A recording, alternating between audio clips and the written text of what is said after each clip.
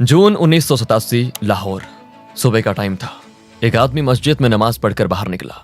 वो अपने घर की तरफ चलने लगा कि तभी पीछे से दो आदमी आए। उन्होंने पाकिस्तानी रेंजर्स की वर्दी पहन के रखी थी। उन्होंने उस आदमी को रोका और पूछा, सर आप लंदन वाले अब्दुल खान है ना? जैसे ही उस आदमी ने हाँ कहा, दोनों ने तुरंत पिस्टल्स निकाल ली और अगले ही पल उस पर लगातार गोलियां चला दी गई। कुछ ही सेकंड्स में वो आदमी वहीं जमीन पर गिर गया और उसकी मौत हो गई। वो दोनों रेंजर्स रॉ के दो अननोन गनमैन थे और जिसे मारा गया था वो आईएसआई का सबसे बड़ा टेररिस्ट था। ये भारत का सीक्रेट मिशन था, ऑपरेशन हॉर्नेट। 4 नवंबर 1984, पेरिस, फ्रांस।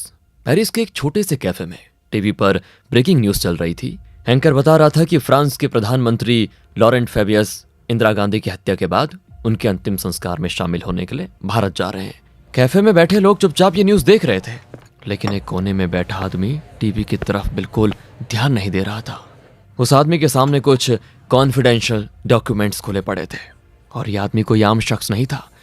यह था रॉ का अंडरकवर एजेंट संजीव जिंदल। कुछ दिन पहले जिंदल लंदन में एक ब्रिटिश ऑफिसर से मिला था, क्लार्क ली।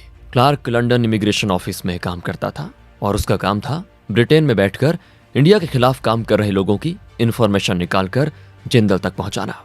क्लार्क की आखिरी रिपोर्ट एक नाम पर सेंटर्ड थी, अब्दुल खान, एक पाकिस्तानी हैंडलर जो लंदन में बैठकर भारत के अंदर टेरर नेटवर्क्स को चला रहा था।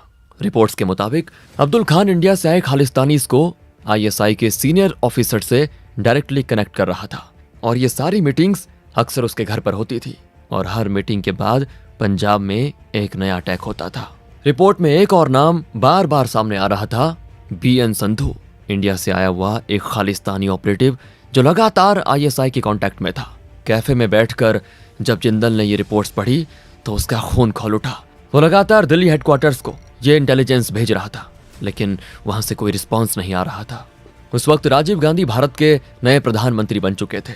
दिसंबर 1984, दिल्ली रॉ हेडक्वार्टर्स में सीनियर ऑफिसर अनुज भारद्वाज जिंदल के भेजे हुए अब्दुल खान से जुड़े कॉन्फिडेंशियल रिपोर्ट्स पढ़ रहे थे। रिपोर्ट्स पढ़कर खत्म होते ही भारद्वाज ने बिना वक्त गवाए एक ऑर्डर दिया, एजेंट जिंदल को तुरंत दिल्ली बुलाया जाए। कुछ दिनों के बाद जिंदल दिल्ली पहुंच चुका था। रॉ हेडक्वार्टर्स के एक सिक्योर रूम में उसकी मुलाकात अनुज भारद्वाज से होती है। भारद्वाज सीधा सवाल पूछते हैं, जिंदल तुम्हारा प्लान क्या है? और जिंदल बिना झिझक जवाब देता है, सर हमें किसी भी कीमत पर बीएन संधू को पकड़ना होगा। पाकिस्तान और आईएसआई उसके साथ मिलकर भारत में कुछ बहुत बड़ा करने वाले हैं। भारद्वाज पूछते हैं, तुम श्योर हो? तो जिंदल कहता है कि yes sir, ISI chief Akhtar Abdul Rahman खुद संधू को सुपरवाइज कर रहा है। भारद्वाज फिर पूछते हैं, तो प्लान बताओ, और जिंदल सारा प्लान समझा देता है। अनुज भारद्वाज इस ऑपरेशन को ग्रीन सिग्नल दे देते हैं और इसी पल एक नया कोवर्ट मिशन जन्म लेता है।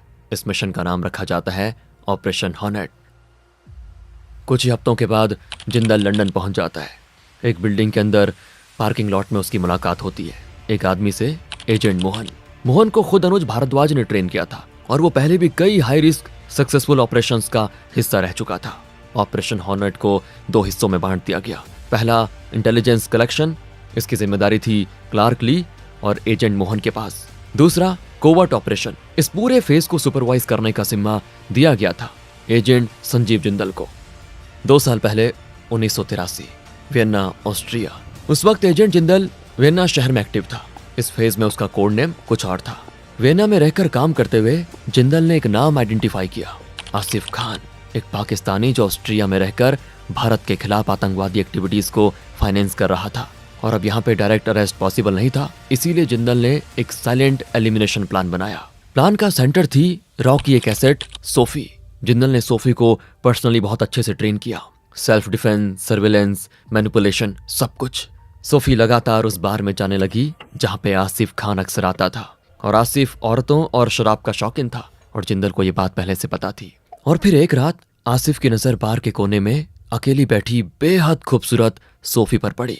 वो उसके पास आकर बैठ गया। पहले कैजुअल बातचीत हुई, फिर हंसी और फिर ड्रिंक्स। काफी रात हो गई थी। आसिफ ने सोफी को घर ड्रॉप करने का ऑफर दिया। दोनों कार में बैठे और बातचीत और ज्यादा क्लोज होती गई। तो सोफी मुस्कुराते हुए कहती है, गाड़ी में सब कुछ, कहीं और चलते हैं ना। आसिफ उसे अपने घर ले जाता है। घर पहुंचकर आसिफ किचन में जाता है खाना बनाने के लिए। और सोफी ड्रिंक्स प्रिपेयर करती है। दोनों साथ साथ खाना खाते हैं, ड्रिंक्स लेते हैं और रात वहीं गुजर जाती है। और फिर सुबह 6 बजे सोफी की नींद उठती है तो सबसे पहले वो आसिफ की नब्ज चेक करती है। नब्ज नहीं चल रही थी। आसिफ खान मर चुका था और सोफी बिना पैनिक के पूरी ट्रेनिंग के साथ सारे सबूत साफ करती है और घर से निकल जाती है। Mission complete. जिंदल का प्लान सक्सेसफुल हो चुका था और यह ऑपरेशन दिल्ली की परमिशन के बिना किया गया था। अगर यह बात हेडक्वार्टर तक पहुंच जाती तो जिंदल को फील्ड से हटा दिया जाता। इसलिए जिंदल एक और कठोर फैसला लेता है। वो रातों रात सोफी से सारे लिंक्स तोड़ देता है। बिना बताए एक नई आइडेंटिटी के साथ ऑस्ट्रिया छोड़ देता है। प्रेजेंट टाइम जनवरी 1985। ऑस्ट्रिया। एक कैफे में जिंदल शांत बैठा हुआ था। उसकी नजर बार बार गेट पर जा रही थी। 2 साल के बाद वो अपनी पुरानी इन्फॉर्मर ऑस्ट्रियन सिटीजन सोफी से मिलने वाला था। थोड़ी देर के बाद सोफी कैफे में एंटर करती है। उसके चेहरे पे गुस्सा साफ दिख रहा था।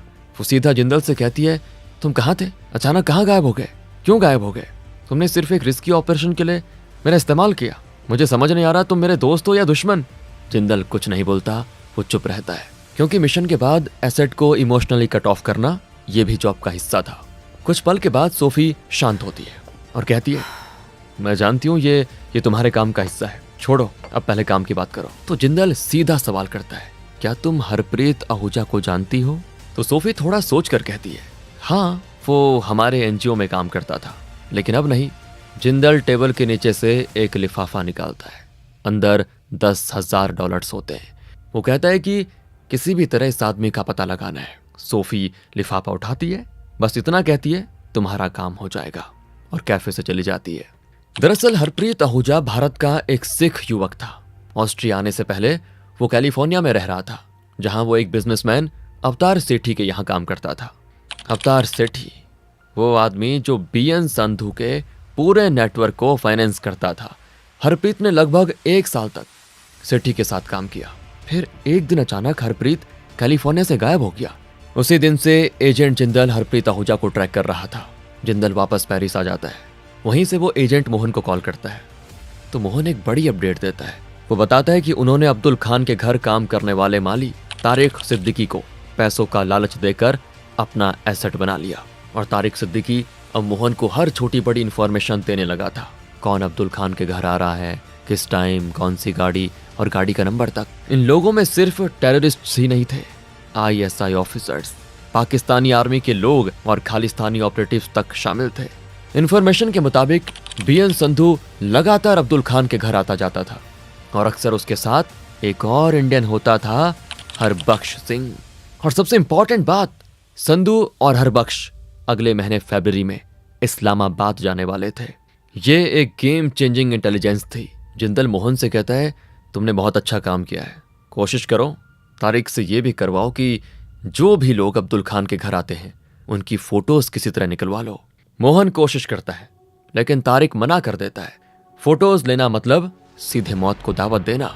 लेकिन थोड़े और पैसों के बदले तारिक एक और चीज पर हाँ कह देता है। वो अब्दुल खान के घर आने वाली सारी चिट्ठियां और लिफाफे मोहन तक पहुंचाने का वादा करता है। ज्यादातर लेटर्स नॉर्मल इनविटेशंस होते हैं लेकिन एक लिफाफे के अंदर था अब्दुल खान का बैंक स्टेटमेंट। स्टेटमेंट से क्लियर हो जाता है कि पिछले काफी महीनों से अब्दुल खान हर महीने बीएन संधू और हरबख्श सिंह को पैसे ट्रांसफर कर रहा था। प्लान ए तो काम कर चुका था और अब बारी थी प्लान बी की।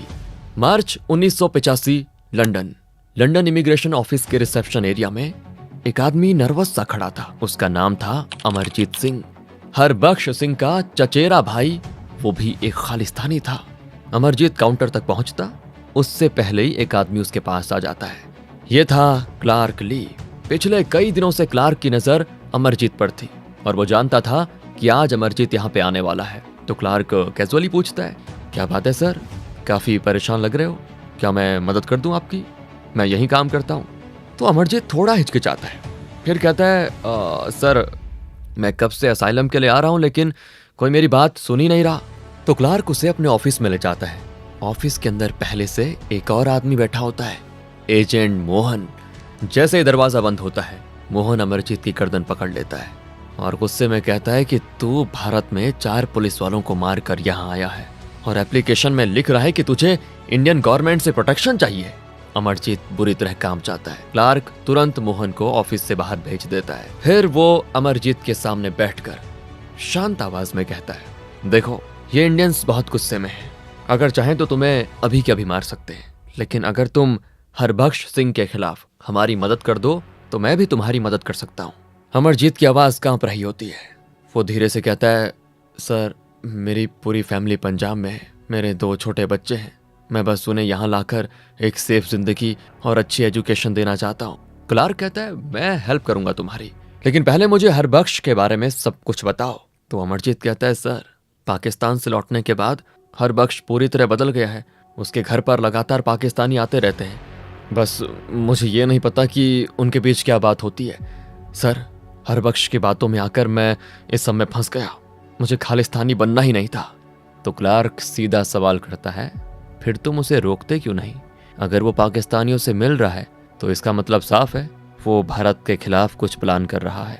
तो अमरजीत रोती हुई आवाज में कहता है कि सर मेरी हालत देखिए, मैं बस पैसे के लिए उसके साथ हूँ, पैसे वही देता है। यहाँ क्लार्क थोड़ी देर सोचता है और फिर कहता है कि मैं तुम्हारी पूरी मदद करूंगा, बस एक काम करो, ये पता लगाओ कि हरबख्श और पाकिस्तानियों के बीच क्या बात होती है। क्लार्क उसे कुछ पैसे देकर वहां से भेज देता है।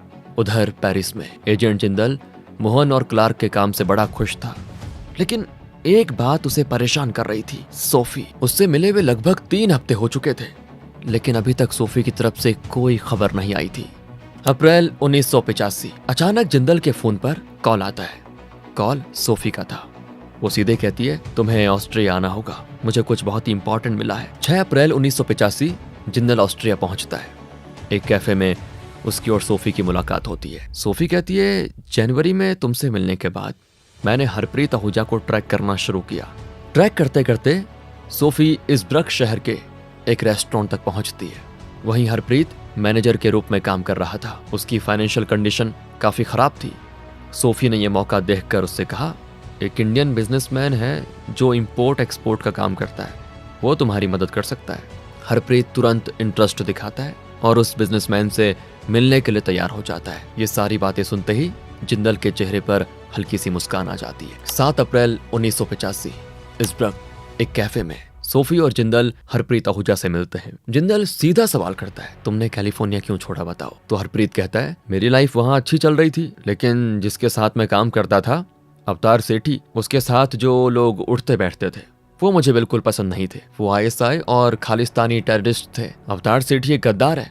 वो BN संधू के साथ मिलकर भारत में आतंक फैलाने का काम कर रहा है। और उस पर जिंदल को पूरा यकीन हो जाता है कि हरप्रीत एक सच्चा देशभक्त है। इसीलिए जिंदल एक बड़ा कदम उठाता है। वो सच बता देता है कि मैं कोई बिजनेसमैन नहीं हूँ, मैं रॉ का एजेंट हूँ। और ये सुनते ही हरप्रीत बिल्कुल हैरान। तो जिंदल शांत आवाज में कहता है, देखो मैं चाहता हूँ तुम मेरे साथ काम करो। हरप्रीत काफी देर तक तो चुप रहता है, सोचता है, रिस्क को टटोलता है और फिर सिर हिला देता है, मैं तैयार हूँ। उधर लंदन में क्लार्क और मोहन का काम लगातार रिजल्ट्स दे रहा था। तारिक सिद्दीकी पहले से ही सॉलिड इंटेलिजेंस दे रहा था, लेकिन अब अमरजीत ने भी हरबख्श सिंह के बारे में काफी गहरी इंफॉर्मेशन भेजनी शुरू कर दी थी और अब एक्शन का टाइम आ गया था। अगस्त 1985 कंफर्म इंफॉर्मेशन मिलती है, हरबख्श सिंह एक बार फिर इस्लामाबाद गया हुआ है। एक दिन हरबख्श इस्लामाबाद के पास N5 पाकिस्तान नेशनल हाईवे पे गाड़ी चला रहा होता है और तभी अचानक रॉन्ग साइड से आती एक हैवी ट्रक सीधे हरबख्श की कार से टकरा जाती है। इम्पैक्ट इतना ज्यादा होता है कि कार तुरंत आग पकड़ लेती है। हरबख्श सिंह उस जलती हुई कार के अंदर जिंदा जलकर मर जाता है। रॉ ने भारत के खिलाफ काम करने वाले एक और देशद्रोही को खामोशी से हटा दिया था और लिस्ट में 3 नाम बचे थे, अब्दुल खान, BN संधू और अवतार सेठी। 12 अक्टूबर 1985 कैलिफोर्निया। हरप्रीत आहूजा और सोफी एक नॉर्मल कपल बनकर कैलिफोर्निया पहुंचते हैं। हरप्रीत अपने पुराने दोस्त पूरन सिंह से मिलता है जो अवतार सेठी का ड्राइवर था। पूरन बताता है, आजकल सेठी काफी टेंशन में है, इंडिया में टेररिस्ट तक पैसे नहीं पहुंच पा रहे। पहले सेठी bank of credit and commerce international BCCI के द्वारा पैसे ट्रांसफर करता था। इस बैंक का फाउंडर पाकिस्तानी था। दुनिया भर के टेररिस्ट्स, स्मगलर्स और ड्रग लॉर्ड्स इसी बैंक के जरिए अपना ब्लैक मनी वाइट करते थे। लेकिन अब ये बैंक अमेरिकन एजेंसी के रडार पे आ चुका था। इसीलिए सेठी अब बीसीसीआई का यूज नहीं कर पा रहा था। कुछ दिनों के बाद आहूजा अवतार सेठी से उसके ऑफिस में मिलते हैं। मीटिंग में आहूजा सेठी को भरोसे में ले लेता है। वो कहता है, ऑस्ट्रिया में मेरे स्ट्रॉन्ग कॉन्टेक्ट्स हैं, इंपोर्ट एक्सपोर्ट के नाम पर मैं तुम्हारी आतंकी फाइनेंसिंग में मदद कर सकता हूँ। सेठी एक बार फिर हरप्रीत आहूजा को अपनी कंपनी में जॉब दे देता है। अगले 4 महीने आहूजा और सोफी सेठी के पूरे फाइनेंशियल नेटवर्क, कॉन्टैक्ट्स, रूट्स और आईएसआई कनेक्शंस की डिटेल बाय डिटेल इंटेलिजेंस इकट्ठा करते रहते हैं। फरवरी 1986 जिंदल उन्हें कॉल कर कैलिफोर्निया छोड़ने को कहता है। आहूजा और सोफी छुट्टी का बहाना बनाकर वहां से निकल जाते हैं। मार्च 1986 कैलिफोर्निया। अवतार सेठी अपने ऑफिस में बैठा काम कर रहा होता है। तभी उसकी सेक्रेटरी आकर कहती है, सर, इंडियन एम्बेसी से कोई आपसे मिलने आया है। सेठी चौंक जाता है। डिप्लोमेट्स का आना जाना उसके लिए नया नहीं था, लेकिन अब तक वो पाकिस्तानी डिप्लोमेट्स होते थे। इंडियन डिप्लोमेट पहली बार आया था। सेठी कहता है, भेजो अंदर। अंदर आता है एक आदमी, रंजन गुप्ता, इंडियन एम्बेसी से। सीधा बोलता है, मिस्टर सेठी, हमें आपके और बीएन संधू के बारे में सब पता है। हमें यह भी पता है कि आप आईएसआई और अब्दुल खान के लिए काम कर रहे हो। तो सेठी एक्टिंग करता है, अरे ये आप क्या कह रहे हैं, मैं तो एक ईमानदार बिजनेसमैन हूँ। रंजन गुप्ता कोई बहस नहीं करता। वो एक फाइल उठाकर सीधा सेठी के टेबल पे पटक देता है। फाइल के अंदर बैंक रिकॉर्ड्स होते हैं, संधू और अब्दुल खान के साथ सारी फाइनेंशियल ट्रांजैक्शन के सॉलिड प्रूफ्स। और ये देखकर अवतार सेठी का चेहरा उतर जाता है। रंजन गुप्ता ने सेठी की आंखों में सीधा देखकर कहा, मिस्टर सेठी, अगर तुम जिंदा रहना चाहते हो तो अब सब सच बता दो। ये सुनकर अवतार सेठी बिल्कुल टूट जाता है। सारी एक्टिंग खत्म हो जाती है। वो रोते हुए अब्दुल खान और बीएन संधू के पूरे नेटवर्क का सच उगल देता है।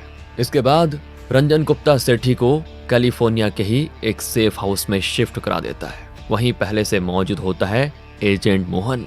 सेफ हाउस के अंदर लगातार 6 घंटे इंटरोगेशन चलता है। सेठी एक एक करके उन सब आईएसआई ऑफिसर्स का नाम बता देता है जो अब्दुल खान और संधू के साथ मिले हुए थे। उसके बाद सेठी को पेरिस ले जाया जाता है।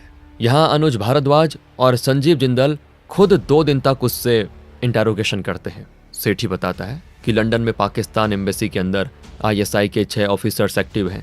यही नहीं, सेठी 27 ऐसे लोगों के नाम भी देता है जो भारत के अंदर रहकर संधू और अब्दुल खान के लिए काम कर रहे थे। तो जिंदल सेठी को आखिरी काम देता है, आईएसआई की अगली चाल का पता लगाओ। सेठी बिना हिचकिचाए हाँ कह देता है और कुछ दिनों के बाद वो 27 नामों की लिस्ट सीधे उस वक्त के गृह मंत्री पीवी नरसिम्हा राव तक पहुंच जाती है। इसके बाद शुरू होता है एक साइलेंट क्लीनअप। कोवर्ट ऑपरेशन के जरिए 27 में से 18 लोगों को एलिमिनेट कर दिया जाता है। जुलाई 1986 पेरिस। अवतार सेठी जिंदल को एक ऑडियो रिकॉर्डिंग भेजता है। रिकॉर्डिंग में आईएसआई का एक ऑफिसर भारत पर बड़े हमले की बात कर रहा होता है। जिंदल सारे डॉक्यूमेंट्स, रिकॉर्डिंग्स और फाइनेंशियल प्रूफ्स ब्रिटिश गवर्नमेंट के सामने पेश करता है। रिजल्ट तुरंत आ जाता है। ब्रिटिश सरकार पाकिस्तान एम्बेसी में मौजूद इंडिया के खिलाफ काम कर रहे आईएसआई एजेंट को यूके से तुरंत डिपोर्ट करने का ऑर्डर दे देती है। और इस मामले पर पीएम राजीव गांधी खुद ब्रिटिश पीएम मार्गरेट थैचर से फोन पे बात करते हैं। थैचर प्रॉमिस करती है कि बीएन संधू के खिलाफ एक्शन होगा। नवंबर 1986 लंदन। बीएन संधू अपने घर में मौजूद होता है जब अचानक लंदन पुलिस वहां पे पहुंच जाती है। संधू को अरेस्ट कर लिया जाता है। उसके साथ उसके 5 सबसे करीबी साथी भी पकड़ लिए जाते हैं। लंदन में आईएसआई का पूरा नेटवर्क बुरी तरह से हिल जाता है। लेकिन अब्दुल खान अभी भी खुला घूम रहा था। उसे लग रहा था रॉ का असली टारगेट संधू था, वो नहीं। इसीलिए वो बिल्कुल टेंशन फ्री था। जून 1987 लाहौर। अब्दुल खान अपने होम टाउन लाहौर आया हुआ था। एक सुबह नमाज पढ़कर जब वो मस्जिद से घर की तरफ जा रहा होता है, पीछे से पाकिस्तानी रेंजर्स की यूनिफॉर्म पहने 2 आदमी उसके पास आते हैं। एक पूछता है, भाईजान आप ही लंदन वाले अब्दुल खान है ना? अब्दुल खान कहता है, हाँ मैं ही अब्दुल खान हूँ, क्या काम है मुझसे बताओ। बस इसी जवाब के साथ दोनों रेंजर्स पिस्टल्स निकालते हैं और लगातार 9 गोलियां अब्दुल खान के सीने में उतार देते हैं। गोलियों की आवाज सुनकर आसपास के लोग घरों से बाहर आने लग जाते हैं। तब तक वो दोनों रेंजर्स मोटरसाइकिल पर बैठकर वहां से गायब हो चुके होते हैं। सालों से भारत में आतंक फैलाने वाला अब्दुल खान अपने ही देश में दिन दहाड़े मारा जाता है। ऑफिशियल वर्जन में लाहौर पुलिस कहती है ये बिजनेस राइवलरी का केस है। लेकिन आईएसआई हेडक्वार्टर्स में भूचाल आ चुका था, क्योंकि सच ये था, भारत की इंटेलिजेंस एजेंसी उनके घर के अंदर घुसकर उनका सबसे बड़ा ऑपरेटिव को मार चुकी थी। ये था भारत का आतंक के खिलाफ जवाब, ऑपरेशन हॉर्नेट। दोस्तों, वीडियो पसंद आया हो तो वीडियो को एक लाइक जरूर करें। हम हर हफ्ते ऐसी वीडियोस लाते रहेंगे। चैनल को सब्सक्राइब कर दीजिए। जय हिंद।